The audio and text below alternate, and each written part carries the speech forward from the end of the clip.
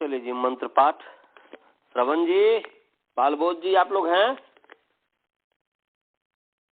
ओम सहना भवतु सहनौ भुनक्तु सह वीर्यं करवावहै तेजस्विनावधीतमस्तु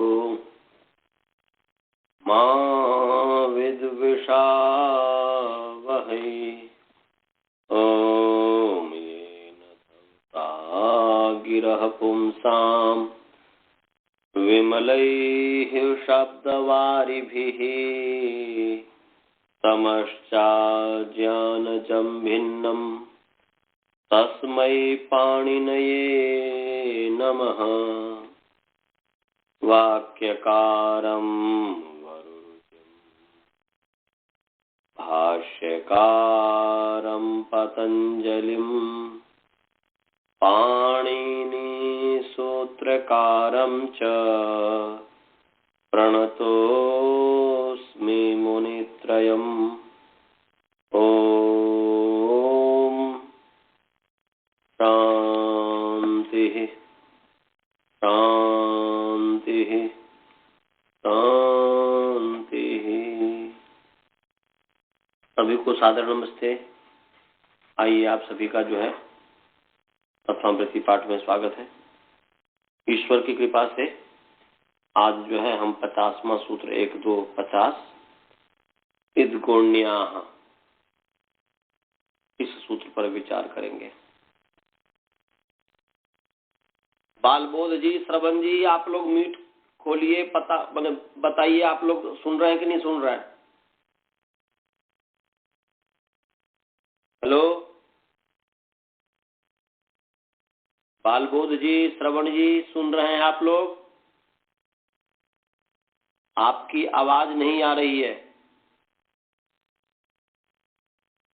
हेलो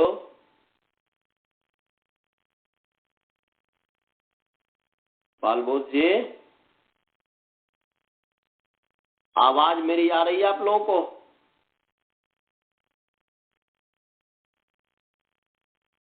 आपकी आवाज मुझे नहीं आ रही है, पता नहीं क्यों। कैसे मैं आपको फिर पढ़ाऊंगा? आप ही लोग हैं मुख्य रूप से अभी आजकल। हेलो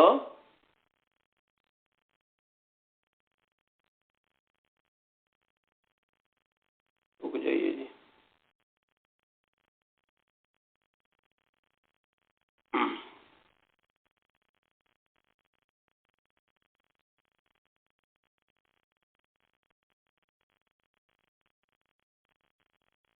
हाँ, हेलो ओ बालबोध जी, श्रवण जी, हेलो हेलो।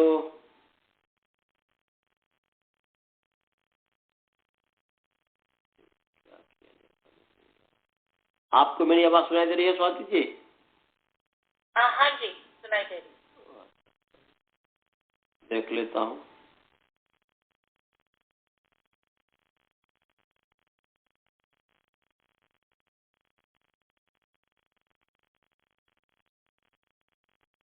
पिछले पाठ में कोई शंका तो नहीं है?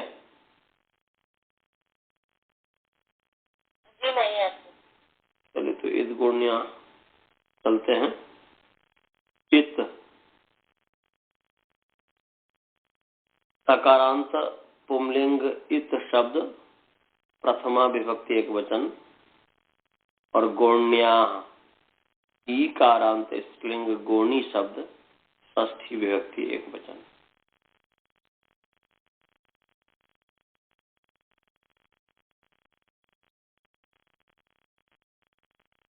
तो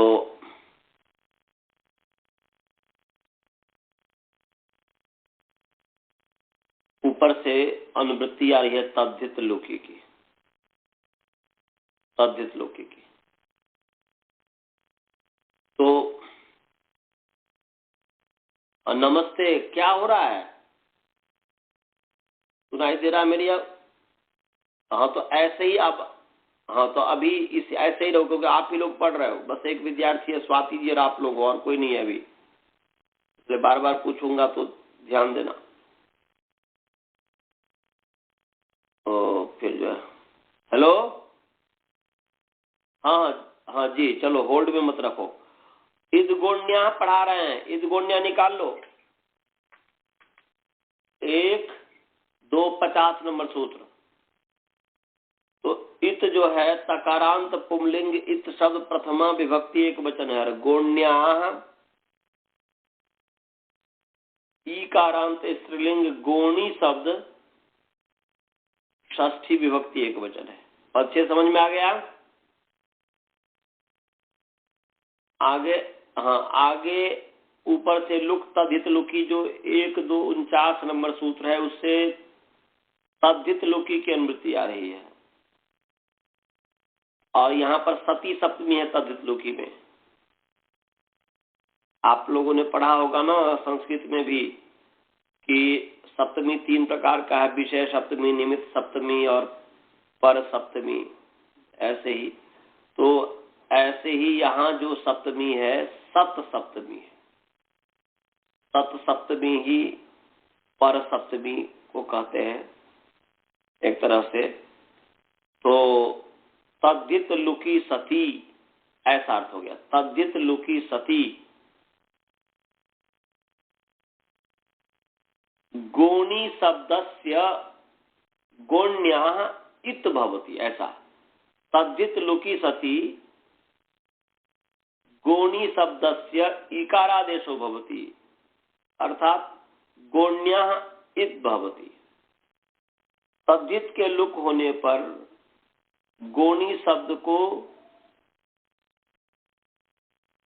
इकारादेश होता है।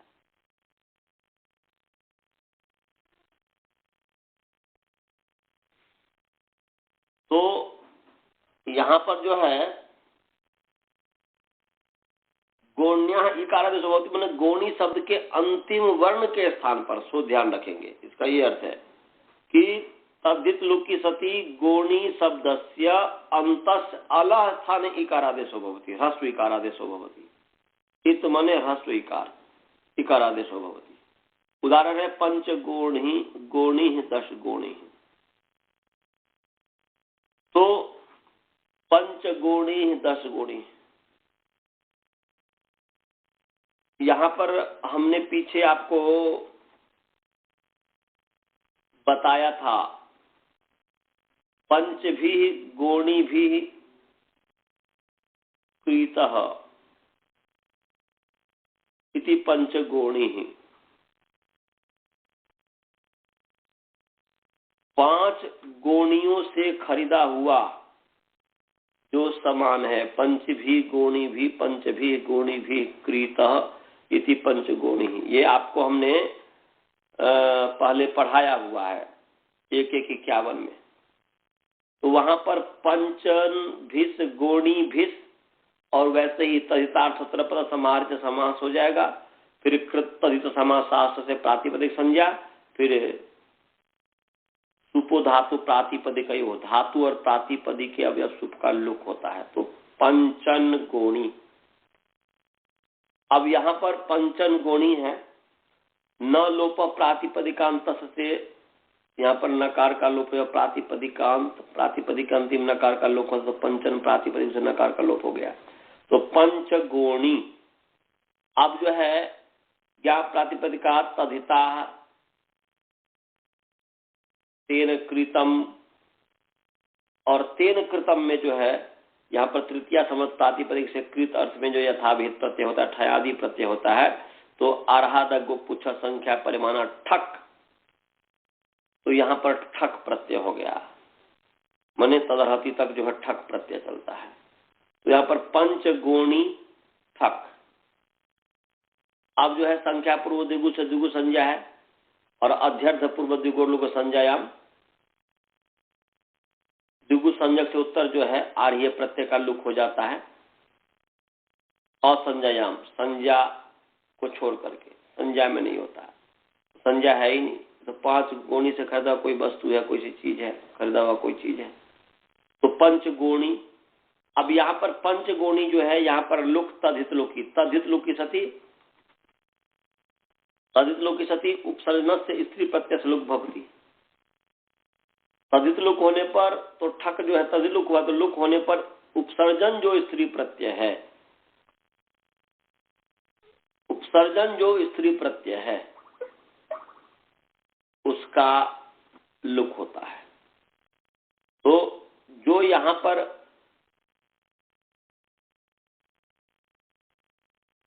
पंचगोणी, यहाँ पर जो है एक सूत्र निकालिए, 4(1) जो है 42 नंबर सूत्र है, चौथा अध्याय, पहला पाद का 42 नंबर सूत्र है, 42 नंबर सूत्र है।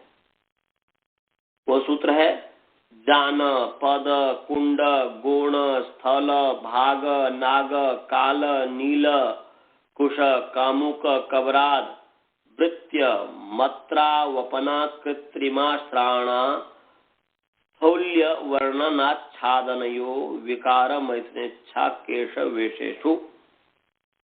निकाल लिए, 4(1) 42 है। फिर मैं बोल रहा हूँ, जान पद कुंड गुण स्थल भाज नाग काल नील कुश कामुक कवरात वृत्य मत्रा वपना कृत्रिमा श्राणा स्थौल्य वर्णनाच्छादनयो विकार मैथुनेच्छा केश वेशेषु। निकाल लिए श्रवण जी, बालबोध जी। अब इसका विभक्ति पहले करो। तो जान पद कुंड गुण स्थल भाज नाग काल नील कुशक कामुक कबरात, ये जो है अकारांत पुमलिंग, अकारांत पुमलिंग जान पद कुंड गुण स्थल भाज नाग काल नील कुश कामुक कबर शब्द पंचमी विभक्ति एकवचन। और वृत्य मत्रा वपना कृत्रिमा श्राणा स्थौल्य वर्णनाच्छादनयो विकार मैथुनेच्छा केश वेशेषु। तो अकारांत पुंलिंग वृत्य मत्रा वपना कृत्रिमा श्राणा स्थौल्य वर्णनाच्छादनायो नायो विकार मैथुनेच्छा केश वेश शब्द सप्तमी विभक्ति बहुवचन। अब समास है जानपद में, वह जानपदश्च कुंडम च गो जानपदम च जानपदश्च कुंडम च गोणश्च स्थलश्च भाजश्च नागश्च कालश्च नीलम च कुशश्च कामुकश्च कवरश्च इति जानपद कुंड गुण स्थल नाग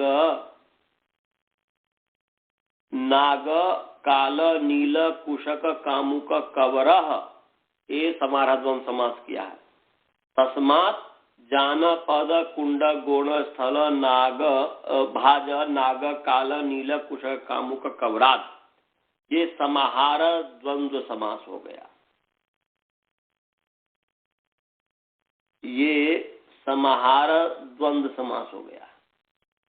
और वृत्य मत्रा वपना में जो समास है वो है वृत्तिश्च अमत्रम च या अमत्रश्च आवपनम च अकृत्रिमा च प्राणा च स्थौल्यम च वर्णम च आच्छादनम च अयो विकारश्च मैथुनेच्छा च केशवेशश्च इति वृत्य मत्रा वपना कृत्रिमा प्राणा स्थौल्य वर्णानाच्छाद नायो विकार मैथुनेच्छ केशवेशाः तेषु वृत्त्यमत्रावपना कृत्रिमाश्रामा श्राणा स्थौल्य वर्णनाच्छादनायो विकार मैथुनेच्छा केश वेशेषु। ये इतरेतर योग द्वंद्व समास हो गया। समास समझ गए सभी जी? समास समझ में आ गया? बालबोध जी, श्रवण जी, समास समझ में आ गया? अब देखो ऊपर से अनुवृत्ति आ रही है। अन्य तो गींश जो 4:1:40 नंबर सूत्र है उससे नीश की अनुवृत्ति आ रही है। हाँ जी, अन्य तो गींश 4:1:40 है उससे नीश की अनुवृत्ति आ रही है। और उसके पश्चात फिर स्त्रियाम का तो चल ही रहा है, ज्ञान प्रातिपदिकात, जो तो प्रातिपदिकात चल ही रहा है, प्रत्यय प्रत्यय की अनुवृत्ति आ ही रही है। और अनुपसर्जनात्, ये जो है अनुपसर्जनात् की भी अनुवृत्ति आ रही है। 4:1:14 नंबर सूत्र है, ये अधिकार सूत्र है, तो ये अनुपसर्जनात् की भी अनुवृत्ति आ रही है। 4:1:14 अनुपसर्जनात् है, देख लीजिएगा, देख लीजिए। तो वो 4:1:14 तो उससे अनुपसर्जनात् की अनुवृत्ति आ रही है। तो अब क्या 4:1:14 अनुपसर्जनात्, देख लीजिए अनुपसर्जनात् 4:1:14 है। तो यहां पर जो है जानपद, कुंड, गोण, स्थल, भाज, नाग, काल, नील, कुश, कामुक, कबर इत्येतेभ्यः प्रातिपदिकेभ्यः, बहुत सारे हैं इसलिए अपनी भाषा में पंचमी कर दीजिए, या इत्ते तस्मात्, जाति में एक वचन करेंगे तो इत्ते तस्मात् प्रातिपदिकात्। यथासंख्यम वृत्ति अमत्र आवपन अकृत्रिमा श्राणा स्थौल्य वर्ण आच्छादन अयोविकार मैथुनेच्छा केश वेश इत्येतेषु अर्थेषु स्त्रियां नीश प्रत्ययो भवति। ये अर्थ हो गया। माने जानपद शब्द से, कुंड शब्द से, गोण शब्द से, स्थल शब्द से, भाज शब्द से, नाग शब्द से, काल शब्द से, नील शब्द से, कुश शब्द से, कामुक शब्द से और कबर शब्द से नीश प्रत्यय होते हैं, गीस प्रत्यय होता है। कब? वृत्ति अर्थ में, माने वृत्ति अर्थ में, अमत्र अर्थ में, आवपन अर्थ में, अकृत्रिमा अर्थ में, श्राणा अर्थ में, स्थौल्य अर्थ में, वर्ण अर्थ में, अनाच्छादन है ना जी, कृत्रिमा नाच्छादन था, अनाच्छादन, अनाच्छादन, आच्छादन शायद मैं बोल दिया था, विक्रम में गलत में बोला था, भी ध्यान से देखा तो अनाच्छादन है। तो अनाच्छादन अर्थ में, अयोविकार अर्थ में, मैथुनेच्छा अर्थ में और केश वेश अर्थ में नीस प्रत्यय होते हैं। तो इन अर्थों में इन शब्द से अब यथासंख्यम है, माने वृत्ति अर्थ में जानपद शब्द से गीस प्रत्यय होता है, अमत्र अर्थ में कुंड शब्द से गीस प्रत्यय होता है, आवपन अर्थ में गोण शब्द से, आवपन अर्थ में गोण शब्द से नीस प्रत्यय होता है,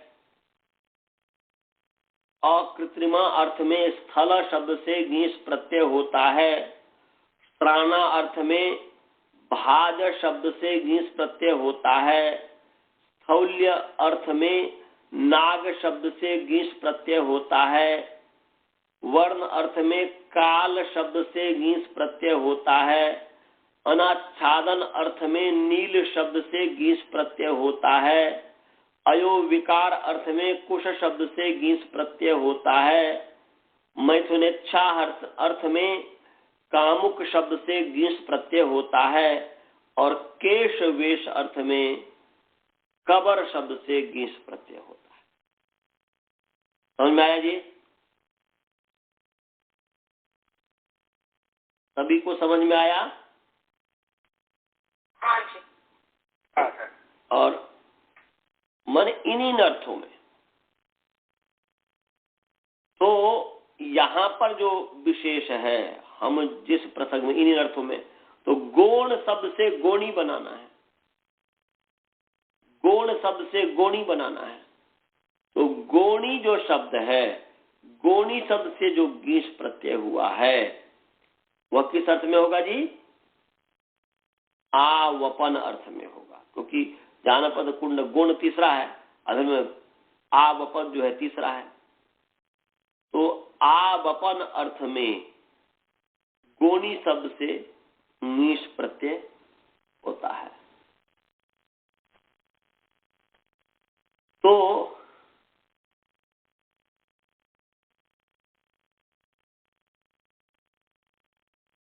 यहां पर गोणी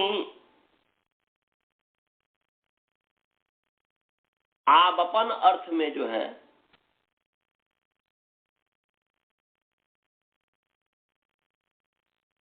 गोणी शब्द से जो गीस प्रत्यय हुआ, तो यहां पर आवपन का क्या अर्थ था जी? वपन तो बोने को कहते हैं, आवपन रखने अर्थ में हो जाएगा। इसका मैं और अच्छी तरीके से कल इस पर हम आपको बताएंगे, परंतु वपन करना, तो आवपन अर्थ में जो है गोणी गोण शब्द से गीस किया है और गीस करके गोणी बन गया है। गोण है और गीस का ई है, यह सेती च से लोप हो गया है, और का णकार उत्तरवर्ती आकार का फिर गोणी हो गया है।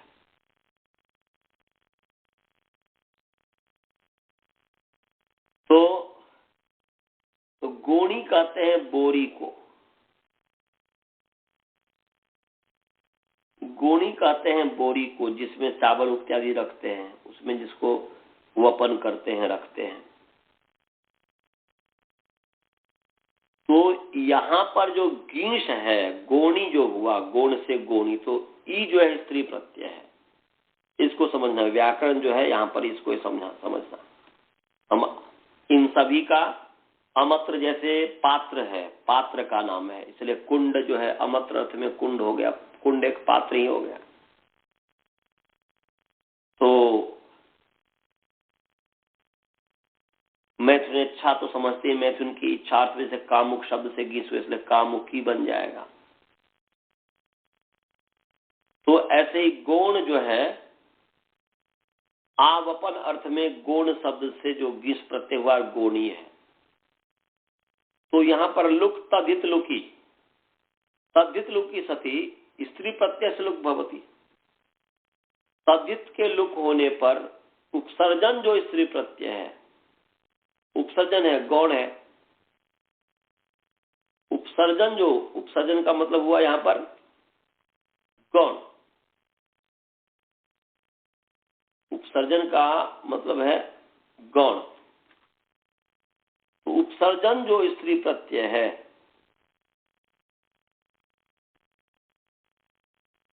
उपसर्जन स्त्री प्रत्यय का लुक होता है, अर्थात उपसर्जन स्त्री प्रत्ययांत जो है, इस उपसर्जन स्त्री प्रत्ययांत, यहां पर ये जो है पंच भी गोणी भी क्रीतः, 5 गोणियों से खरीदा हुआ, तो तदंत विधि हो गई, इसलिए उपसर्जन स्त्री प्रत्यांत। तो उपसर्जन स्त्री प्रत्यांत है गोणी, जिससे प्रत्यय होता है। यस्मात् स प्रत्यय वेतस तदादे तंतश्च ग्रहणम, जिस शब्द से जो प्रत्यय करते हैं वह प्रत्यय और वह प्रकृति, उतने का ही नाम तदादि तदंत है। तो स्त्री प्रत्यांत जो हुआ वह गोणी है। पंच गोणी शब्द स्त्री प्रत्यांत नहीं है, सो ध्यान रखेंगे। गोणी शब्द स्त्री प्रत्यांत है, क्योंकि गोण शब्द से स्त्री प्रत्यय किया गया था। तो गोणी स्त्री प्रत्यांत है और ये गोणी उपसर्जन है। पंच भी गोणी भी क्रीतः, 5 गोणियों से जो खरीदा हुआ है वह खरीदा हुआ वह जो है प्रधान हो गया। परंतु पंचगोणी में जो गोणी, जैसे पंचन और गोणी ये अप्रधान है, माने उपसर्जन है, तो गोणी उपसर्जन है ही, तो उपसर्जन स्त्री प्रत्यांत के अंतिम जो अल ई है उसका लोप हो गया। लुक तदित लुकी का अर्थ है कि तदित लुकी सती उपसर्जन स्त्री प्रत्यांतस्य अंतस अल स्थाने लुक भवती, ये अर्थ है। समझ गया जी लुक तदित लुकी का कि उपसर्जन स्त्री प्रत्यांतस्य, तो उपसर्जन स्त्री प्रत्यांत गोणी है, तो उसका अंतिम वर्ण है ई, उसका लुक प्राप्त है। परंतु इद गुण्या कहता है कि गोणी शब्दस्य अंतस अल स्थाने, माने इकार का लुक न होकर के, दीर्घिकार का लुक न होकर के उसके स्थान पर गोणी शब्दस्य अंत तदित लुकी सती गोणी शब्दस्य अंतस्य अलह स्थाने ह्रस्व इकारादेश होती, माने इकारादेश होता है। तो इकारादेश होता पंचगोण दीर्घ इको ह्रस्व हो गया, तो पंचगोणी सु आकर के विसर्ग करके पंचगोणी ही ऐसा बन गया। ऐसे 10 भी गोणी भी कृति 10 गोणी। समझ में आया जी? हाँ सर। हाँ, अब आगे है गुरुकुल वाले को समझ में आया जी? श्रवण जी, बालबोध जी, आपको समझ में आया? हाँ, अब आगे है लुपी युक्तवत व्यक्ति वचने। लुपी पकारांत पुंलिंग लुप शब्द सप्तमी विभक्ति एक वचन। युक्तवत जो है अव्यय है, युक्तवत जो है अव्यय है, और व्यक्ति वचने अकारांत नपुंसक लिंग व्यक्ति वचन शब्द प्रथमा व्यक्ति द्विवचन है। समास व्यक्तिश्च वचनम च इति व्यक्ति वचने इतरेतर योग द्वंद्व हो गया समास। तो यहां पर लुप जो शब्द है, लुप जो लिया गया है, लुप शब्द के द्वारा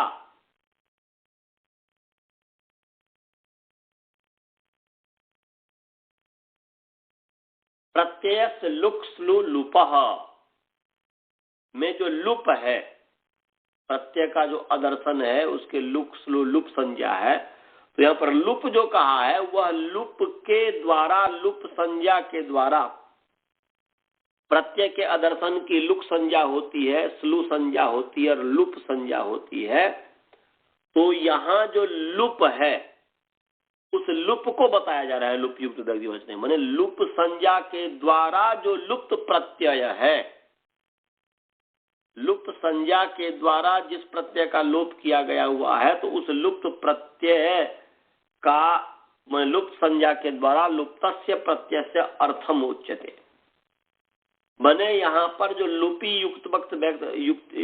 युक्त व्यक्ति वचने जो है, यहाँ पर लुप के द्वारा जो है, यहाँ पर जो है लुप शब्द के द्वारा, लुप संज्ञा के द्वारा जो लुप्त प्रत्यय का जो अर्थ है उसको यहाँ पर कहा जा रहा है।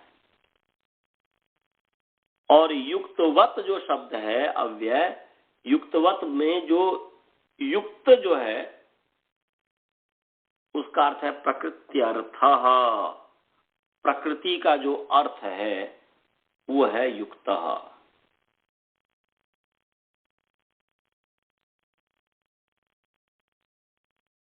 युक्तः का अर्थ क्या होता है? युजरी योग्य। युक्तः जो शब्द बना है युज धातु से बना है, युज का अर्थ है संबंध, जोड़, जुड़ना। तो युक्तः का अर्थ है प्रकृत्यर्थ। क्यों है जी? क्योंकि प्रत्ययार्थ के साथ प्रकृत्यर्थ का संबंध होता है।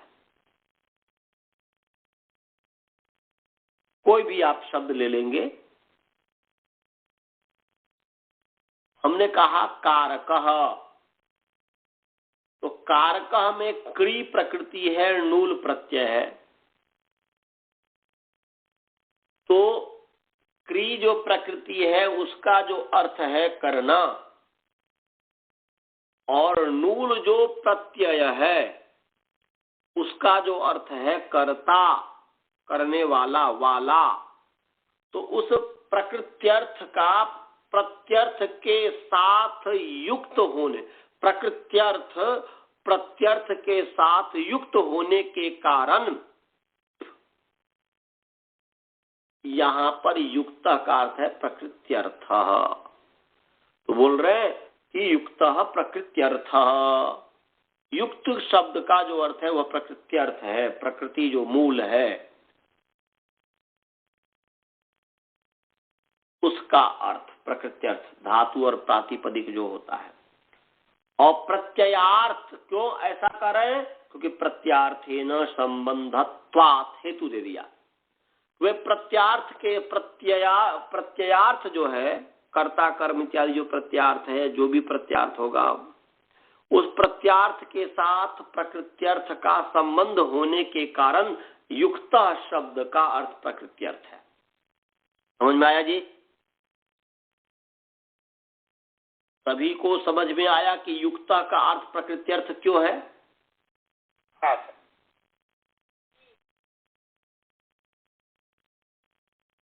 युक्ता का अर्थ प्रकृत्यर्थ इसलिए है। बालबोध जी, आप लोग को समझ में आया? अजय? हाँ हाँ, एक दूसरे के साथ संबंध है तो नहीं, एक दूसरे के साथ संबंध तो है, परंतु प्रत्यार्थ को युक्ता नहीं कर सकते।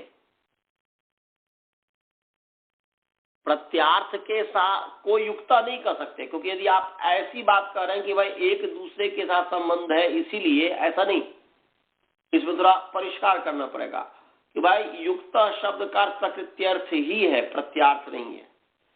क्योंकि प्रकृत्यर्थ, क्योंकि कोई भी शब्द जो बनता है उस प्रकृति से प्रत्यय जुड़ करके बनता है, तो केवल स्वतंत्र प्रकृति जो है, केवल स्वतंत्र प्रकृति जो है किसी भी अर्थ को उस तरीके से, हुआ मूल अर्थ को तो बता देगा। भू का अर्थ हुआ होना, भू सत्तायाम सत्ता, एध का अर्थ हुआ वृद्धि, वृद्धि होना, बढ़ना। तो ये मूल जो प्रकृति है वो उसका जो अर्थ है वह तो केवल धात्वर्थ को बता रहा है। परंतु यदि लोक व्यवहार में, लौकिक व्यवहार में आप कभी ये प्रयोग नहीं कर सकते हैं कि देवदत्त एध, देवदत्त पट, देवदत्त भू, ऐसा नहीं कर सकते। कर सकते हैं क्या जी? बोलो। देवदत्त, तो देवदत्त भू नहीं कर सकते। तो देवदत्त भू के साथ जब तक तिप प्रत्यय नहीं कर देंगे, शप प्रत्यय नहीं कर देंगे, तब तक हम जो है भू का स्वतंत्र रूप से प्रयोग नहीं कर सकते। भवती का ही प्रयोग होगा, भवती का ही प्रयोग होता है, भू का प्रयोग नहीं होता। पठती का ही प्रयोग होता है, पठ का प्रयोग नहीं होता। इसका मतलब हुआ कि प्रकृति जो है, प्रकृति जो भू है वह प्रत्यय के साथ जुड़ करके ही प्रयोग में आएगा। न स्वतंत्र प्रत्यय का प्रयोग हो सकता है, न स्वतंत्र प्रकृति का प्रयोग हो सकता है। परंतु प्रकृति मूल है, वो प्रकृति मूल है, उस प्रकृति का प्रत्यय के साथ संबंध करके, प्रकृति को प्रत्यय के साथ जोड़ करके फिर लोक में व्यवहार करते हैं। भवती, पठती, गच्छति, कारक, हारक, अनंत, स्वाति इत्यादि। इसीलिए प्रकृति का संबंध प्रत्यय के साथ होता है। वैसे है एक दूसरे का साथ संबंध, ठीक है, परंतु प्रकृति मूल है तो प्रकृति का संबंध प्रत्यय के साथ होता है। मूल का ही लिया जाएगा, मूल ही लिया जाएगा। जैसे संसार है, संसार को बनाने वाला क्रिएटर जो है, कर्ता जो है, सृष्टिकर्ता जो है परमात्मा, तो परमात्मा मूल है। तो मूल को लिया जाता है कि मूल परमात्मा है, एफिशिएंट कॉज, निमित्त कारण, वह परमात्मा है, तो वह मूल है। उस मूल को ध्यान में रख करके ही, ऐसे परमात्मा हर कण कण में समाया हुआ है, तो ये हर संसार भी परमात्मा के अंदर समाया हुआ है, ऐसा भी कह सकते हैं। परंतु मूल को ध्यान में रख करके कुछ किया जाता है।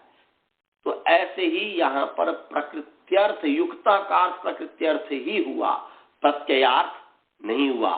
प्रकृत्यर्थ का ही प्रत्यार्थ के साथ संबंध होता है, तो युक्ता माने हुआ प्रकृत्यर्थ। क्यों हुआ? युक्ता का अर्थ है जुड़ा हुआ, जुड़ा हुआ शब्दार्थ ये है, तो जुड़ा हुआ, किसके साथ जुड़ा हुआ और कौन जुड़ा हुआ? तो प्रत्यार्थ के साथ जुड़ा हुआ, और कौन जुड़ा हुआ? प्रकृत्यर्थ। तो युक्ता का अर्थ हुआ प्रकृत्यर्थ। समझ में आया जी? बालबोध जी समझ में आ गया?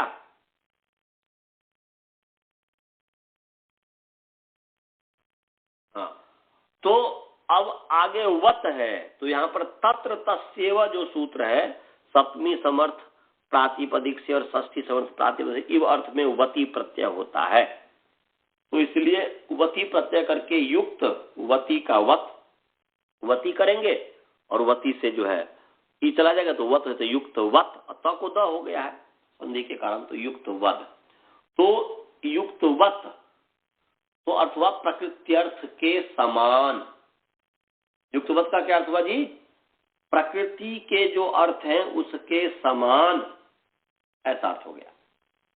और व्यक्ति वचने, व्यक्ति, व्यक्ति का मतलब है लिंग, पूर्वाचार्यों की संज्ञा है, जिसको हम लोग लिंग कहते हैं, जिसको पाणिनि जी लिंग कहते हैं, पूर्व के आचार्य लोग उसको व्यक्ति कहा करते थे।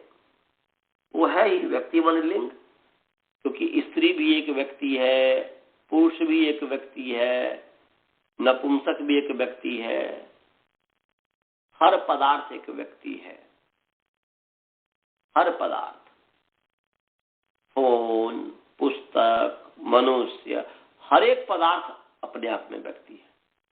तो हर एक पदार्थ व्यक्ति है, तो उस व्यक्ति के साथ जुड़ा क्या है? पुरुष के साथ भी लिंग जुड़ा हुआ है, स्त्री के साथ भी लिंग जुड़ा हुआ है, नपुंसक के साथ भी लिंग जुड़ा हुआ है, हर पदार्थ के साथ लिंग जुड़ा हुआ है। कोई पुल्लिंग है, राम शब्द पुंलिंग है, स्वाति शब्द स्त्रीलिंग है, वसुधा शब्द स्त्रीलिंग है, अनंत शब्द पुंलिंग है, इत्यादि। तो जितने भी शब्द है वह किसी न किसी लिंग से जुड़ा हुआ है। ऐसे ही जितने भी पदार्थ हैं वो भी किसी न किसी लिंग से जुड़ा हुआ है। तो इसीलिए व्यक्ति ही का मतलब यहाँ पर अर्थ है लिंगम। व्यक्ति पदार्थ हो गया, वस्तु हो गया, कोई व्यक्ति विशेष जो व्यक्ति हुआ, परंतु किसी न किसी लिंग से जुड़ा हुआ, इसलिए व्यक्ति का मतलब है लिंगम, पूर्वाचार्यों की संज्ञा है। और वचनम, वचनम कहते हैं संख्या को। वचनम का अर्थ है संख्या। उच्चते ये नैति वचनम, जिससे कहा जाता है। 1 2 3 4 से संख्या को कहा जाता है। 1 आम, 2 आम, 3 आम, 4 आम इत्यादि। तो 1 2 3 4 के माध्यम से संख्या से संख्या को कहा जाता है। इसलिए वचनम उच्चते ये न, ऐसा विग्रह करके वचनम इति संख्या, ऐसा हो जाएगा, जिससे कहा जाता है। तो एकत्व, द्वित्व, बहुत्वादि ये संख्या है। इस पर एक और भी बात बता दूं, एकत्व, द्वित्व, बहुत इत्यादि। वास्तव में जो संख्या है वह 1 2 3 4 5 6 7 8 9 10 हम लोगों ने बचपन से अभी तक पढ़ते आए हैं। वास्तव में वो संख्या नहीं है। हम कहते हैं एकम आम्रम, ऐसा प्रयोग करते हैं ना जी। एकम आम्रम आनय, अयि बालबोध, अयि श्रवण, एकम आम्रम आनय। एका बालिका अत्र आगच्छति।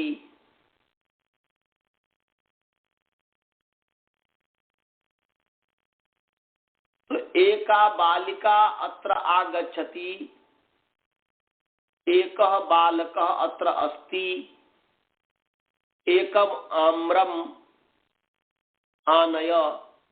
तो यहां पर बताओ, सभी से मैं पूछ रहा हूं, स्काइप वाले से भी पूछ रहा हूं और कोई भी जवाब दे सकता है। एकम आम्रम आनय में एकम किसको बता रहा है?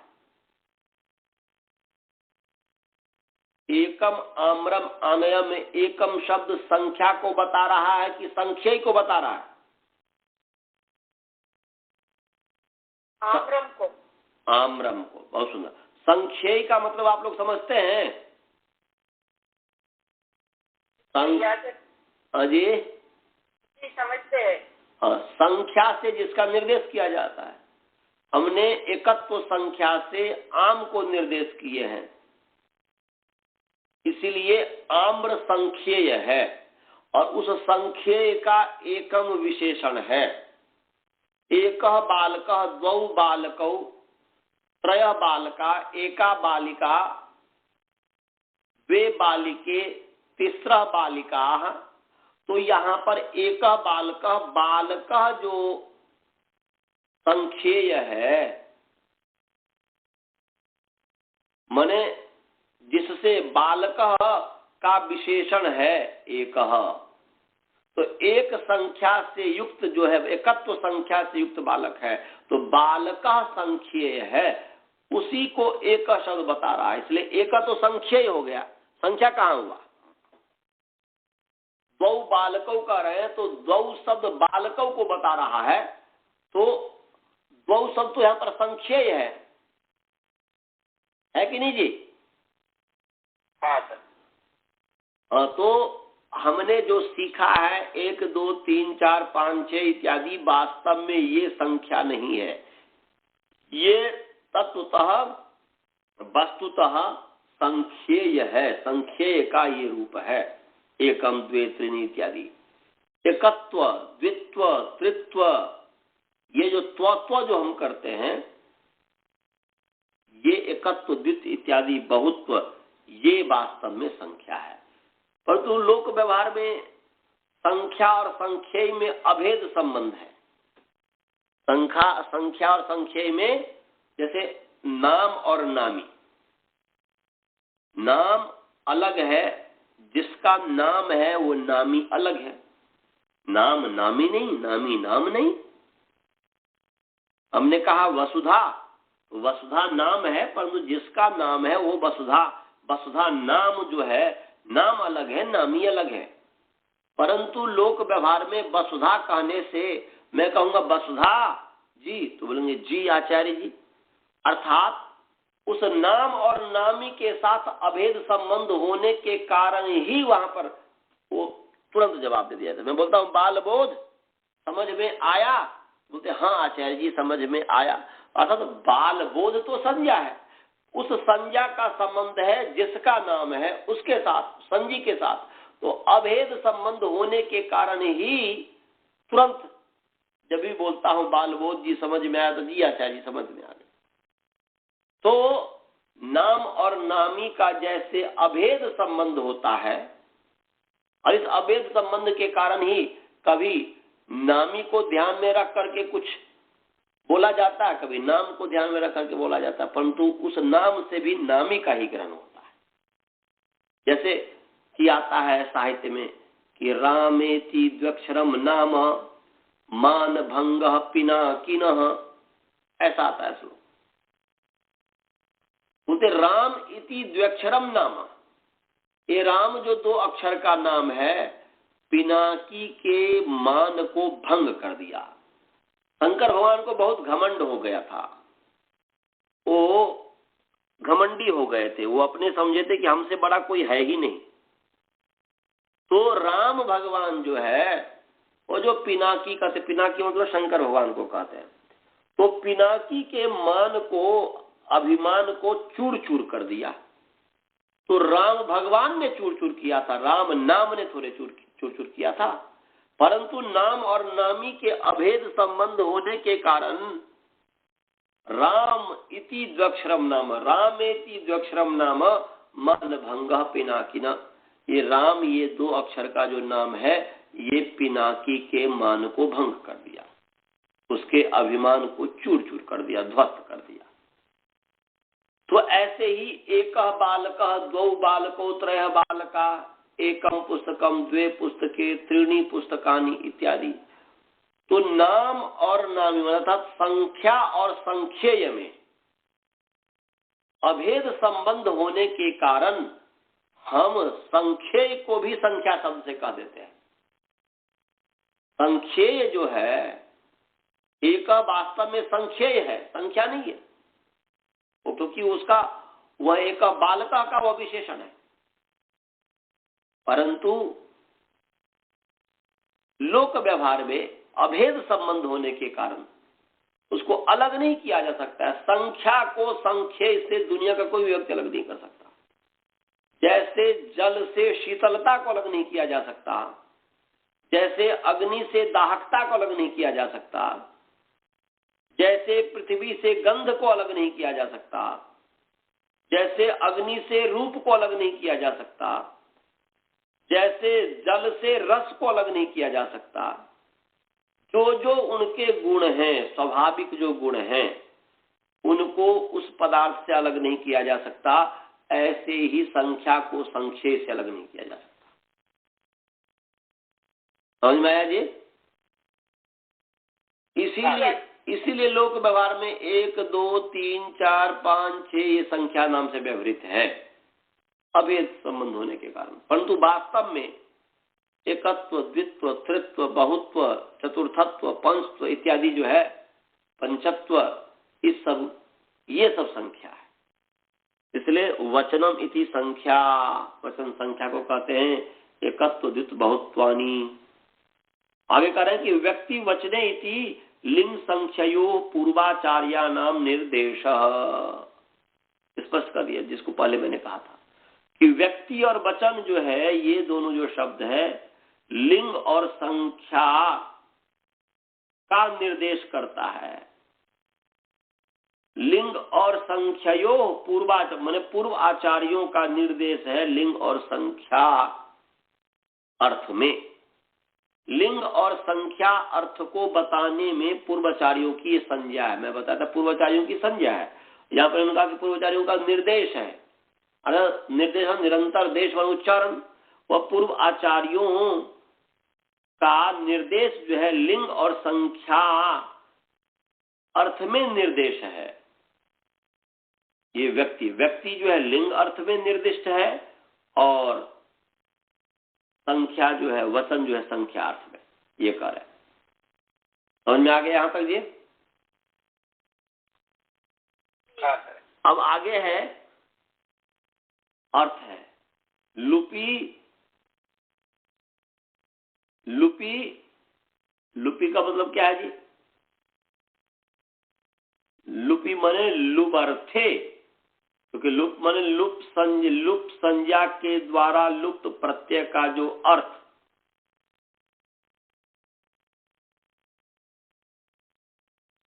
लुप अर्थे या लुपी सती, सती मान लीजिए, सती सतमी, लुपी सती क्या?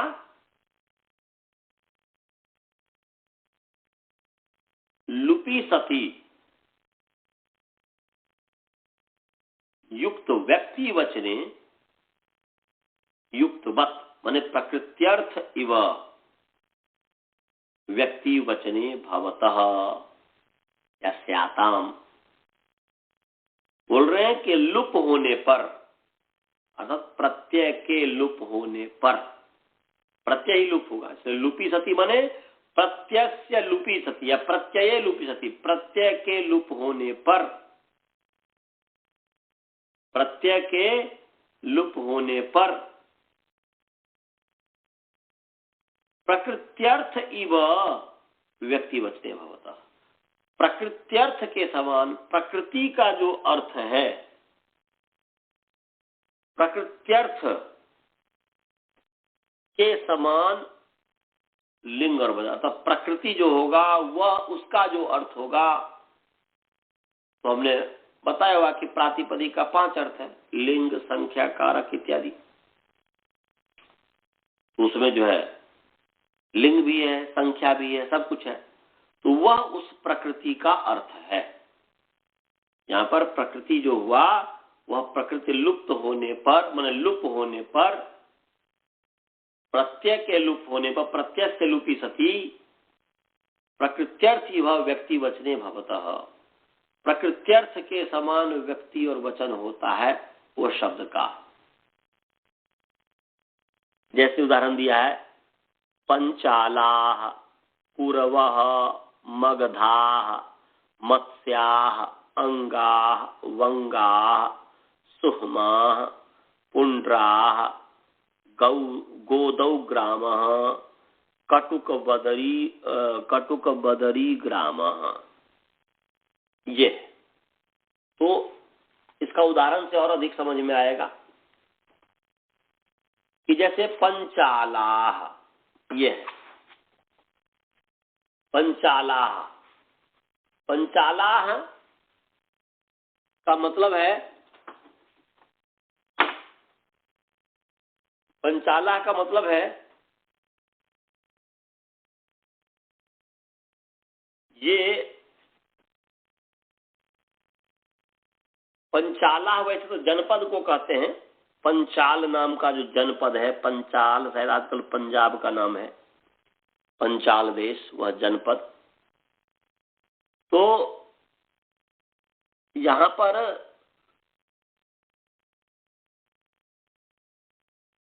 पंचालस्य, पंचालस्य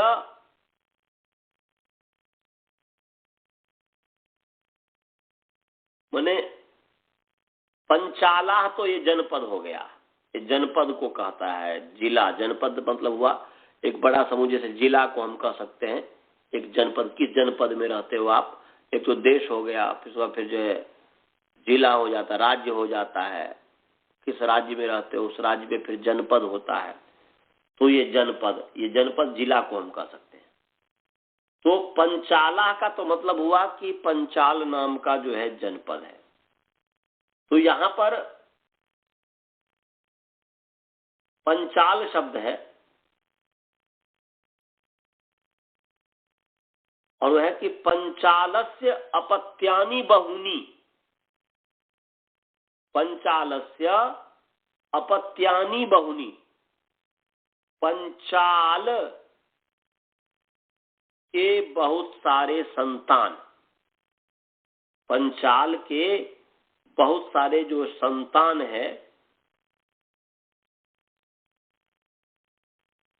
तो उसमें जो है इस अर्थ में पंचालस्य अपत्यानि बहुनी, इस अर्थ में यहाँ पर जो है पंचाल नस और समर्थानाम प्रथमादवा और तस्यापत्यम में जो है जनपद शब्दाक्षत्रिया दई, इससे जो ऐ प्रत्यय हुआ है, जनपद शब्द से क्षत्रियवाची जनपद शब्द से ऐ प्रत्यय हुआ है और पंचाल नस ऐ हुआ है।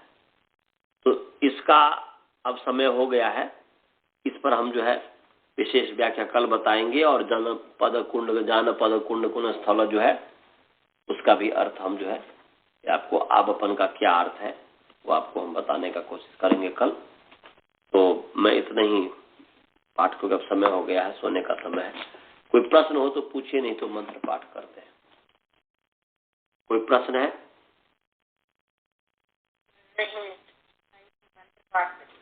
चलिए मंत्र पाठ। ओम पूर्णमदः पूर्णमिदं पूर्णात् पूर्णमुदच्यते पूर्णस्य पूर्णमादाय पूर्णमेवावशिष्यते। ओम शांति शांति शांति। चलिए जी, सभी को सादर नमस्ते। नमस्ते आचार्य जी। नमस्ते नमस्ते। समझ में आया आप लोगों को जी, बालबोध जी?